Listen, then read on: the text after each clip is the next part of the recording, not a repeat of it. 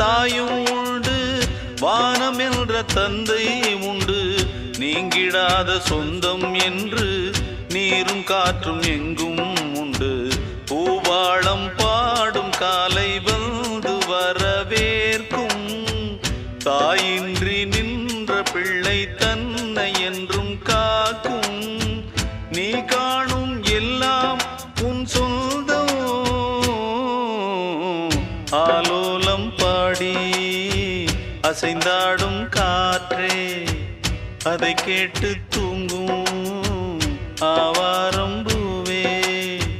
தனியானால் என்ன துணை இங்கே நான் பாடும்